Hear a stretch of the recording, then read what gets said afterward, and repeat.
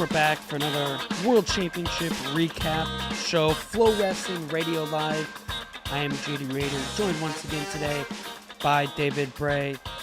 And Team USA has another world champion, Trent Hoagie Hidley, the Pennsylvania boy. Oh my gosh. And the chat is already going nuts. The YouTube chat, a lot of shout outs to Trent Hidley. Yeah, people just fired up. I think Trent Hidley's got half our chat punching themselves in the face. And yeah, who was it? Somebody in the chat said, "Hey, we go open hand now, not fist." Yes, open hand. And if you got a chance to listen to Hidley on the Bader show, he explained that there've been a couple times where he punched himself just a little too hard, and you wake up the next day feeling that. So that's restraint.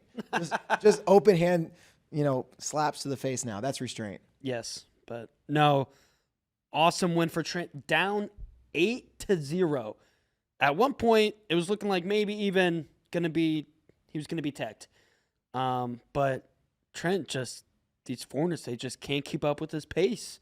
Yeah, just stormed back. Gadzhimagomedov had nothing left for him in the second. Yeah, and I mean, it was one of those deals where it's really good that Trent came back because he maybe tactically put himself in the hole a little bit, Shooting those doubles, getting forward and two'd. Mm-hmm. Gadzhimagomedov had that really effective chest lock, and he was scoring on Trent with that, time after time. But Trent just kept going, pushed the pace, came back, and man, he earned that one. He freaking earned it. Yes, he did, and really capped off a great tournament. He went 11-1, 10-0. 6-1, 15-4, and then 13-10 in the finals. Yeah, and there you see the way the bracket shook out, and look at this scoring sequence, the sequencing here in the final match. It was 4 points for Gadzhimagomedov, then 2 more, then 2 for Trent, then 4 more. I mean, it was a 10-2 match. Trent scored 11 straight after that, though, and he won it 13-10, and that's incredible. Yeah, really happy for Trent Hidley. Never won an NCAA title. But you know what? Wins a world title. Yeah, he'll take Good that. For Trent. At the Wolfpack RTC. Been a lot of talk about RTCs recently, and it's showing you can get it done at a place like NC State, like the Wolfpack RTC. Yeah, and for Hidley, he talked about that in his interview between days 1 and 2 of the World Championships about how those training partners that he has down there. He mentioned Singleton and some other guys just, getting in there, shark bait, putting him through what he needs to. And he said that's a big reason why he knew nobody in this tournament could last with him. And he said in that interview yesterday, he's like, basically he doesn't believe there are very many human beings on this planet that can keep up with his pace. And count Gadzhimagomedov among the list of guys that can't, because that was impressive. Yeah, no kidding. So that was freaking awesome. A great way to end the day. Trent Hidley winning that world title, and it made me feel a little bit better because literally right before that, Iran had clinched the team title from the U.S. I knew day 1 when Wyatt lost and was then eliminated, scoring 0 points, it was going to be an uphill battle. For the team race. We weren't the favorites coming in on paper. Iran was definitely the favorites. They got it done. So, I do not think in any way we have underperformed. But there was still some hope, right? Coming into this, that we could come away team champions. And, tipper cap to Iran. They're having a good tournament. They really are. Yeah. I mean, they really are. Japan is too. And do you have the current team standings? I need them updated. Yeah. After those medals, going into the medal rounds, Iran was in the lead 130, United States in second with 105, Japan in third with 95, Azerbaijan in fourth with 78, and Russia in fifth with 63. And Japan and the United States both won one medal match. So those scores are 110 to 100. Okay, so we're still 10 points up on Japan. That's good. And you've already factored in Kyuka's finals points, right? Yes. So that's great because we have ground we can potentially make up with Real Woods at 65. He was pulled into repechage, and so who knows? If he can get to a medal match, that's a whole bunch of points that we haven't scored. Japan can only score 5 more at that weight, so that's a potential area to widen the gap. And then we got the head-to-head win over them at 97, so that's all good. Where should we go from here? Do we want to start reverse, or let's go David Carr? Okay. David Carr drops a heartbreaker to Sidakov. Led a good portion of this match, and then at the buzzer, Sidakov does what we've seen him do to Jordan Burroughs, what we've seen him do to Kyle Dake, what Valiev did to him yesterday, what Valiev did to Carr yesterday, and scored in the last couple seconds to win it late. Yeah, and yesterday, he's talked about, you said David Carr dropped a heartbreaker in the bronze match. He dropped just as much of a heartbreaker yesterday to Valiev, but they were very different matches. Yesterday, it was really Carr offense, gave up a couple counter scores in the second period with a 5-1 lead. This match, he was much more tactical, really patient against Sidakov. I thought he moved well. I thought he changed levels well, was maybe not in deep on attacks, but was moving forward and attacking. But smart, tactical, wasn't going to give anything up. And then just in the end, Sidakov able to get that drag that he's so good at and get the step out on the drag. And so you can see the scoring sequence again. It's very much like the Valiev match in the sense that he was winning late and fell, but that's the World Championships, and the guys that he's wrestling against right now are guys that are like some of the best pound for pound in the world. So, man, it sucks, but feels like the sky's the limit for David Carr.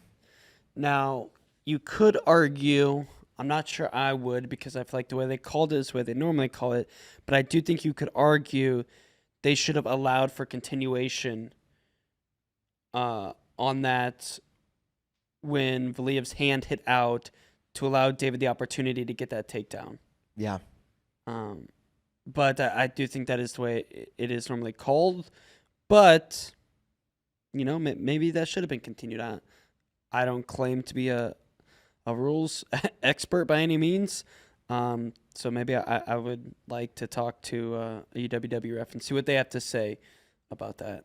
Because, I can definitely see that argument. Yeah, absolutely. You want guys to be able to try to score a takedown, but the step out rule is also super necessary for creating action on the edge. So, yeah, it's a little bit of a double-edged sword there. And then heartbreak for Valiev in the finals. Oh my gosh. Right? More like knee break. No kidding. There's no questions. There's been some questionable injury times throughout this tournament. That was not one of them. Mm-hmm. Because one, he was losing, so it's definitely not a sure thing he would have won that match. I think he was down 3-2 or 4-2 to Japan's Takatani. This was the match, the medal match Japan won. Today got the 5 extra points, but Valiev definitely snapped ACL, LCL, MCL, and or one or all of the above. Yeah. In his knee. You can see it on the replay. Very clear. He's clearly in a lot of pain. Tries to come back out and do what he can, but he was handicapped. Oh, absolutely. I think everybody in the building and online, other than Valiev, wanted him to just be done right away, and he got out there and tried. And even Takahashi's coach, like Takahashi took him down and was kind of pushing the pace, and even his coach was like, "Hey, just chill. Like it's this guy's got nothing." So it was really that's really sad. Hate to see it. At least he made it to the medal match, so he's not going home completely empty-handed. But and you feel really bad because don't forget this was the guy who was seconds away from winning in the Olympic semifinals, and then pretty egregiously was called for fleeing against Jamalov, who would go on to win Olympic gold. Valiev would come back for bronze during that, but yeah, this guy needs his title. He really does. He really does. And he might never get it because with the way David Carr is improving. So I've already seen some talk like Team USA's only winning what? Real Woods, if Real Woods doesn't medal, what do we win? 4? Yeah, we have 4 in the finals. Nobody's won a bronze match yet. We've had 2 chances fallen in both those bronze matches. Yeah. So, like, should we sound the alarm? Classic stuff we predicted would happen if we didn't extremely overperform. And no, we shouldn't. I think it is unrealistic to expect us to repeat what Jordan Burroughs, David Taylor, Jaden Cox, Kyle Dake did at the height of their powers. And I think Jax Forrest, he's 18 years old, performed great, probably should have won a medal. Very controversially did not. PJ Duke, I thought, looked amazing. I was just outclassed in a very tough weight. David Carr, first world championships, is right there to be one of the best 74-kilogram guys of all time. And another guy who beat that said guy. Yeah. So it's like, we're just going to keep getting better. Levi Haynes, we haven't even talked about that. Like, Levi Haynes, silver medal. Yeah. World Finals, first time out. Even Spencer Lee, Olympic silver last year. One bad match. Like, we're okay. Yeah, and that point about this is not the same team that it was with Jordan Burroughs and David Taylor and Kyle Snyder when Kyle Snyder, Kyle Dake, all those, Jaden Cox, when they were all on the team at the same time. That's true, but that team didn't have the benefit of super deep roster battles at almost every weight. They had some really good roster battles in that era, but this is an era where, and this is already, I'm bringing this up because the chat's already talking about Carr, and they're saying, wait a minute, what about Mesenbrink? And great point. We've seen that series go back and forth. So who knows if he even makes the team again? And that's a good thing for the strength of the team. And Rich Bender made this point in his interview yesterday. He's like, Zahid Valencia had a harder time getting out of the United States than he did at the World Championships this year, which it happened to be true, And so, yes, this is not the same team as a Jordan Burroughs, Kyle Dake, David Taylor team, but also it's a deeper country in a different way, which is a good thing. So, yeah, it's fun when you got a guy like Jordan Burroughs winning 7 titles. You don't always get that. And, 6 years ago, the past couple, sure, still even 3 years ago, not to the degree it is now, but 6 years ago, those guys didn't have to worry about beating somebody like Valiev for bronze. You know why? Because he was trying to make the Russian team still. They weren't transferring as often. Yep. So it's maybe obviously field dependent, but you could argue harder to win a world title now than it was 8 years ago. I'm not trying to diminish what Burroughs and Dake and Taylor did because I think they were the best guys in the world at that time. I'm just saying there's this scenario where 7 years ago, David Carr wins a bronze here, and we're feeling really good because, okay, maybe he only lost to Sidakov. He got Sidakov. He got what happened to Burroughs. Yep. And then he wins bronze, and we're like, dude, this guy is like Jordan Burroughs. Yep. Yeah. That's the discussion, not, he didn't get it done. Right. Yeah, no doubt. And you brought up Levi Haynes a second ago. Should we go there? Go to 79? 79. The other final that we just got done watching, Levi Haynes falls in the finals to Georgios Kougamitsidis of Greece, an actual Greek. First ever Greek world champion. Yeah. And I mean, freestyle. Hats off to Kougamitsidis. Really stinks to see Levi lose that match. It just seemed like Kougamitsidis had the answers to all the hand fighting problems that Levi was presenting. His defense was super solid. Didn't give Levi any real serious opportunities to score until right at the end when he picked up a takedown, kind of right at the end, right at the buzzer. But hard fought match, incredible tournament from Levi, and just couldn't quite get over the hump in the finals. Yeah, no, that's one you just got to tip your hat to Kugi. It was his time. Went 8-0 over Gadziev of Azerbaijan, who's really tough. 8-3 over Nakoti, who's obviously really tough in the semis, and then beat Levi Haynes 3-2 2 matches after Haynes beat Usmanov and then beat Mongolia in the semis. So Yep. feel really good about Levi's future. He, in my opinion, overperformance from Levi Haynes. Not overperformance in terms of he can never replicate that or that was above his level, but he performed above my expectations Yeah. coming in.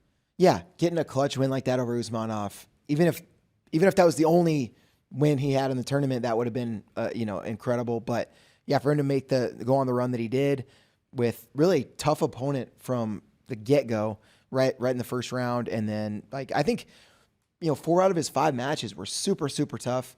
He was gritty. He, was clutch in the quarterfinals against Usmanov. Really impressed with Levi Haynes. Let's go to our guys who performed this morning. Started off their day. Kyle Snyder, more or less cakewalks to the finals. He went 10-0 over Venezuela, 5-0 over Baranowski, and then 9-1 over Yoshida of Japan in the semifinals. A guy that had beaten Snyder previously. Bray, I said don't sleep on Yoshida. You said you're full on hibernating on Yoshida. And you know what? I'm gonna tip my cap to you because good take, Cowboy. Thank you. I just really, I can't remember what event we were coming back from. Maybe Leono, something like that. Like when that ranking series tournament was happening, and we're like, we're watching that in the airport, and you're like, dude, this will never happen again. Like, and that's what I thought too. And I thought Kyle's gonna win this match 9 times out of 10. This was that one match, but I was like, this guy's dangerous. There's a scenario where he gets like 2 chest wraps in a match, right? Or something like that. 2 big fours, you get in a hole, and then all of a sudden you shoot a bad shot because you're feeling rushed to score points, and it's 10-0, or you can't come back. Something like that is what I was concerned about. Not that I was predicting, but I was like, hey, this guy, I don't know. He worries me, and maybe I'm going to sleep. Sleeping on Yoshida now. Yeah. When Snyder scored early in the in the first period, I was like, oh yeah, this is gonna be, my prediction is gonna look great. And then it was still 2-0 at the break, and I was like, I don't know, maybe this is closer than I thought. But yeah, Kyle got to his stuff, opened it up. So yeah. But hey, on the top side of this bracket, Tazudinov goes down in the semifinals. Yes. Not even close, really. 5-2 to Azurpira of Iran. Yeah, Azurpira, man. I mean, is this more Azurpira's really that dude now, or bad tournament for Tazudinov? Tazudinov was never that guy. I don't think you could say he was never that guy because he did what he did. But in his quarterfinal against Kurbanov, he didn't look great. It was 10-9. Yeah. There. And a big chunk of those points came off of one kind of exchange where he locked up a front headlock, choked Kurbanov out pretty much, and took him over 3 times. I can't remember exactly how many. Yeah. Yeah. I mean, that was big. I really, my question about Tazudinov is he outgrowing 97? Is it a hard weight cut for him? He looks huge to me, but they have a pretty good heavyweight. So I wonder if they're trying to keep him at 97. Just Bahrain's putting together a pretty decent team of Russians, but putting together a pretty decent team. And if they lose one of those 2 guys at 97 and heavyweight, that changes a little bit. So I don't know. I wonder if he looks like he could get enormous if he wanted to. So I don't know. I wonder if this cut's getting to him a little bit. Yeah, maybe he sees, all right, well, it's pretty much just Zare right now up at 125. Like, nobody, I mean, if Gable doesn't come back, if Geno, Taha don't come back, Zare might run the table for the foreseeable future. He really could. With relative ease, he was really untouched this World Championship. So maybe Tazudinov sees that and he's like, why am I messing around with Azurpira, Sajalayev? Like, when I could be only messing around with Zare. I mean, dude, one of the bronze medalists at heavyweight is his teammate for Bahrain. Yeah. Shapirov is. So, yeah, I mean, that's the thing that they got to balance is like, it may be just Zare saying, I want to take over and try to beat Taz saying, I want to take over and try to beat Zare. But I don't know how the federation works in Bahrain, but it seems to me like there's probably like some financial investment for them trying to have a really strong team, and maybe they're like, hey, we really need both you guys. So I don't know. We'll see how they sort that out. But I really do want to see. I want to see him heavyweight. I want to see him bulk up, try to take out Zare. I mean, I want to see the Sedgelive rematch first, then move up. Let's get that first. Then move up. And Sedgelive should be able to wrestle at Euros next year. Those are in Albania, and then potentially Worlds. By the way, we did have somebody in the chat. Who was it in the chat yesterday that called the upset? That said Taz is getting beat in the semis. Who was that? Azapir is really good. I think he's 2-0 against Kyle Snyder. Mm-hmm. So he will for sure be the favorite against Kyle tomorrow. 65 kilos. Real Woods. Starts off good. 14-2 win, and then ran into Amuzad. Yep. And it was all Amuzad. 12-1 was the final there. Now, Amuzad then proceeded to go through the rest of the bracket. Got a little scary against India in the next round. Sujit, who's really tough. Amuzad only beat him 6-5, and then he won 5-0 over Canada, who I think is Iranian or Canadian by way of Iran. I'm sure he's like an actual refugee there, or a citizen there, a real Canadian, not somebody who lives and trains in Iran. But I think he might be of Iranian heritage, which pulls Real back in for repechage. He'll have Kyrgyzstan first round, and if he wins that one, then he'll have Sujit in the next round. Yeah. I mean, we knew the Amuzad rematch was gonna be tough for Real Woods. When they met the first time, he used that underhook and like slammed him on his face. He almost did the same thing again in this match, early in the match. He's got Real's number right now. I'll say this though, man, Amuzad, he might complain more than like anybody else in this tournament. Like, to refs, to his coaches, it doesn't matter. Whining. Come on, bro. Get serious. He needs to get a life. That dude needs to get a life. Dude, he's pretty freaking good at wrestling, though. Yeah, but I don't like the whining. I agree. Now, he has been getting tired. I don't know. I might be picking Kyuka again. Olympic finals rematch. Kyuka came out of the bottom side, and he looks darn good, too. He beat Amuzad at the Olympics when Amuzad looked even more of a killer than he did here. Yeah. Getting Real Woods into repechage is big, though. I think, the thing that we saw from Real Woods at Final X against McKenna, and that we've kind of seen in his freestyle development, is that he has a lot of skills. I mean, he saw it in the first round match where he looked so good and really good on top. Mm-hmm.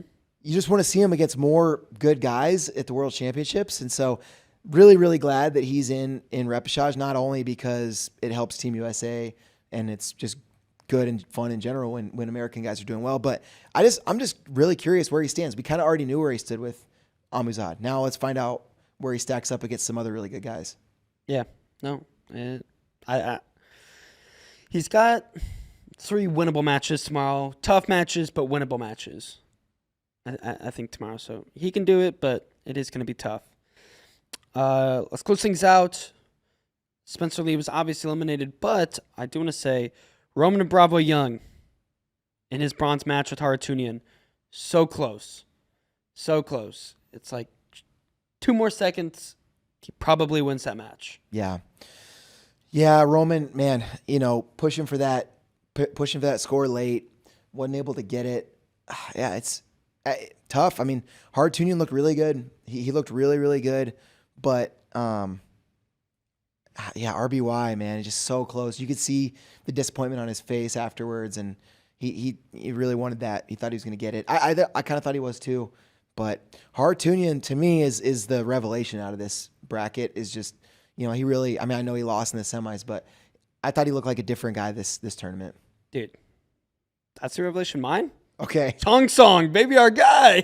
I think you'll say North it again. Korea. Yeah. Chong Song. Dude, Chong Song's crazy. Chong Song was down 7-0 in this match because he keeps trying crazy things. He like failed on an arm spin, gave up a takedown, then like went to his back another time, tried crazy stuff. Then all of a sudden he gets this insane head pinch where he almost pins himself, but gets a couple twos off of it, then gives up another score. And then he's like, you know what? I'm gonna move my gut. He just gut wrenched him 3 times. I mean, dude, yeah, crazy. Like good on him. He's fun. With North Korean wrestlers, sometimes you just never see him again. You know, sometimes they just show up for a year, win worlds, and then you literally never see him again. Sometimes you'll see him for years. So curious. Yeah. Will we ever see this guy again? I don't know, but I hope we sing it again. I hope so too. Great tournament by this guy. It was great. And his name's Chong Song. So what's not to like, you know? All right.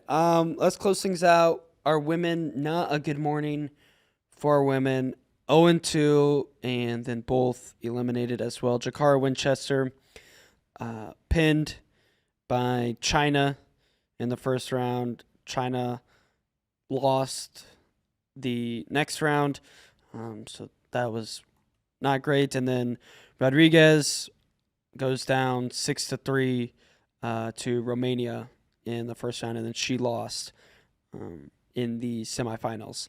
So tough morning tough start for our women. Yeah.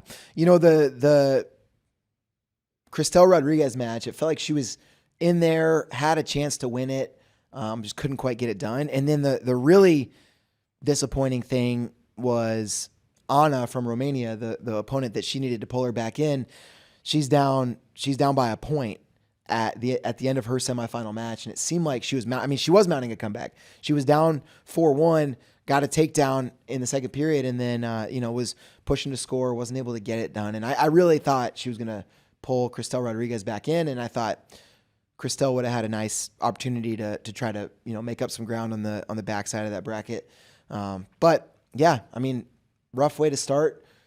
Good thing is, I think Team USA, we haven't had the women that were expected to be our highest point scorers wrestle yet. And I think we still got a lot of points left, even though we didn't get any really in this first day. So that's, brighter things ahead for women's freestyle, which we'll be watching the next couple of days. Yep, absolutely. And we will join you all again tomorrow at about this time, about 1 p.m.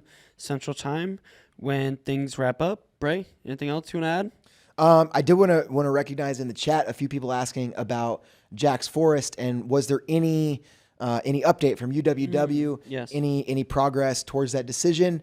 No official update. Well, I can give you an update, but no official progress or like a UWW update.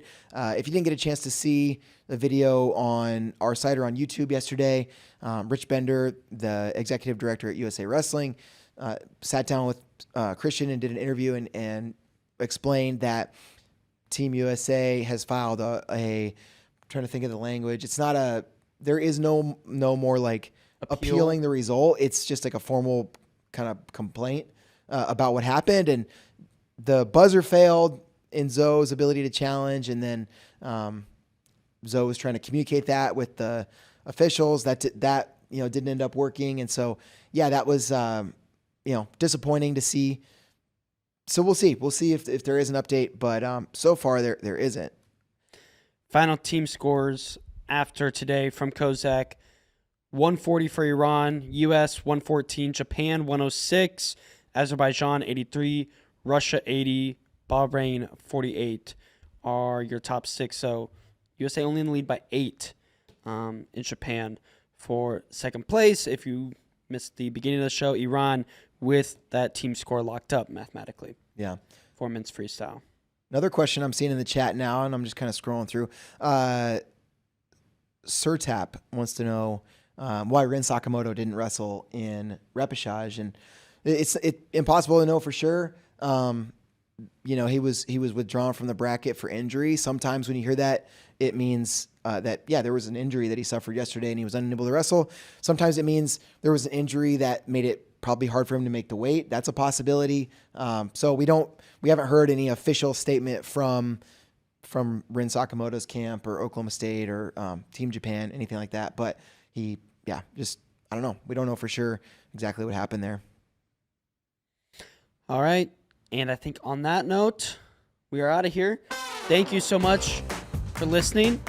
Thank you for watching along with us. Thank you for watching the World Championships.